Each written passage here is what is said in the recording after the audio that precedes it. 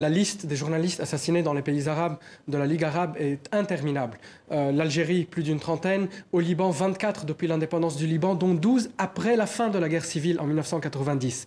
C'est symptomatique du prix que les journalistes doivent payer quand ils font face à l'oppression, quand ils font face à des régimes qui ne respectent rien. Et on voit comment les régimes dans de nombreux pays arabes ont utilisé la violence dans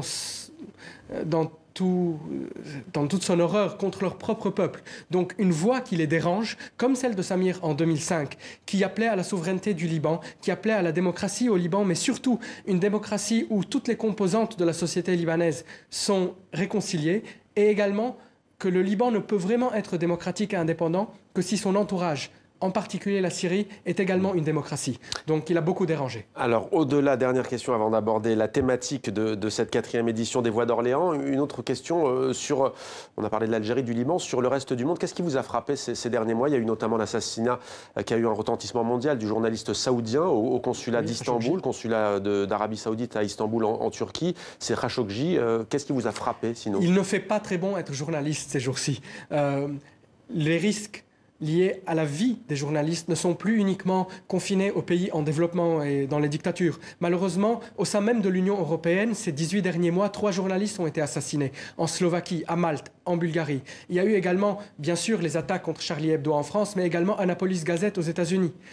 Donc cette agression et cette agressivité à l'égard des journalistes, est lié à un mouvement global de refus des élites. Comme quoi, toutes les élites, on doit les mettre dans un même panier, que les élites sont en train d'être contre le peuple. Il y a même le président des États-Unis qui considère les médias comme ennemis du peuple. Dans un monde où où l'impunité continue à être la règle et qu'il n'y a pas de vraie pression pour traduire en justice les assassins des journalistes qui ont été assassinés et que nous avons nommés, ça ouvre la voie à d'autres actions dans ce sens. Et on a vu notamment les visages de Jan Kuciak, le journaliste slovaque, et de Daphne Caruana Galizia à Malte que vous avez évoqué. Alors, Informer aujourd'hui, c'est donc le thème de cette 4e édition. Informer aujourd'hui, est-ce éclairer les esprits ou est-ce les orienter? C'est toute la question aujourd'hui, au moment où on parle de plus en plus des fake news, des fausses informations. Cette question, les deux éventualités que vous avez présentées ont toujours été présentes. C'est le vecteur à travers lequel nous nous informons aujourd'hui qui a créé un nouveau défi, celui des réseaux sociaux. Étant donné que, d'une part, les réseaux sociaux ont naturellement ouvert la voie à une pléthore d'informations. Il y a infobésité, un terme qui a été utilisé dans le programme des Voix d'Orléans.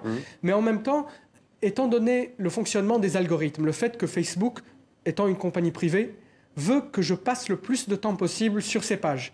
Donc, Facebook va me montrer des informations que je suis plus susceptible d'aimer, donc de passer plus de temps sur le réseau afin de maximiser le revenu publicitaire. C'est très normal, c'est une compagnie privée. Mais c'est quoi l'infobésité? L'infobésité, c'est le surplus d'informations et le flux en continu. Mais à cause des algorithmes, on entre également dans nos bulles. Des personnes qui sont partisanes du PSG ont beaucoup plus la possibilité de voir des infos concernant le PSG en continu que des infos concernant d'autres clubs de foot. Et quand c'est dans le sport, c'est moins grave que quand il s'agit exactement de la guerre en Syrie, du conflit israélo-palestinien, de la situation en Algérie ou la situation aux États-Unis ou encore ce qui se passe aujourd'hui en Angleterre. Ce qui fait que, d'une part, nous avons accès à plus de sources, mais le filtrage qui se fait à travers les algorithmes est dangereux parce qu'il peut être manipulé par des personnes ou des institutions ou des pays mal intentionnés. D'ailleurs, sur l'assassinat de Samir Kassir, vous dites que très tôt, il y avait eu une fake news qui a circulé, une fausse information. Quelle était-elle? La fake news est sortie quelques secondes après son assassinat sur des réseaux de discussion. À l'époque, il n'y avait pas encore Facebook, c'était des réseaux, des forums de discussion politique sur Internet. MSN notamment. MSN, mais même les forums. Les geeks avaient leur forum sur Star Wars, etc. Mais il y avait également des forums de discussion politique de partis politiques qui n'étaient pas nécessairement opposés à la ligne que défendait Samir, mais pas non plus de grands partisans, qui finalement disaient que c'était peut-être une affaire liée à des relations personnelles qu'il avait avec la femme d'un député libanais. Ça a été directement prouvé comme fake news, comme info.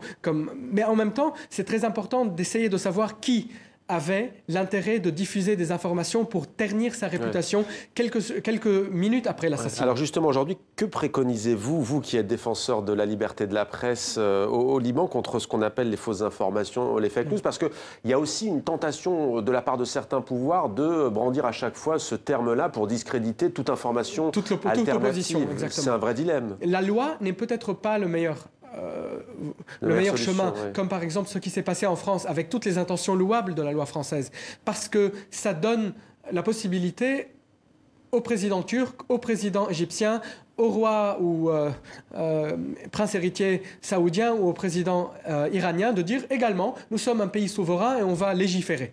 Légiférer est une arme à double tranchant. Aujourd'hui, la question des fake news est une question de diffusion et de vecteur. Il faut tout d'abord s'armer du langage nécessaire pour pouvoir discuter et négocier avec Facebook, avec les grands géants du net, pour leur expliquer l'enjeu politique majeur de la question des fake news. Et il y a des progrès en ce sens. Après l'attentat de Christchurch en Nouvelle-Zélande, il y a eu un vrai mouvement de take-down, donc enlever certains propos, certaines vidéos qui pouvaient se diffuser de manière très rapide, qui appelaient à la haine. En Irlande, avant le référendum sur l'avortement, il y a eu également une intervention dans les algorithmes, donc ça peut avoir lieu. Mais ce qui est également important, c'est une initiative que Reporters sans frontières, le Ethical Journalism Trust et plein d'autres organisations lancent, qui s'appelle le Journalism Trust Initiative, l'initiative de confiance en le journalisme. L'idée est simple. Il n'y a pas aujourd'hui de système de certification de qualité du journalisme similaire à ISO, par exemple, en industrie ou au management. C'est peut-être en développant une très grande palette, très large, d'outils qui certifient la qualité du journalisme, la qualité du management d'un organe de presse, qui peuvent être intégrés à travers la négociation dans les algorithmes des grands réseaux sociaux, que ça va permettre de promouvoir et de favoriser les informations provenant de sources crédibles plutôt que des informations qui sont relayées par des robots. De permettre aux citoyennes et aux citoyens de se faire un avis.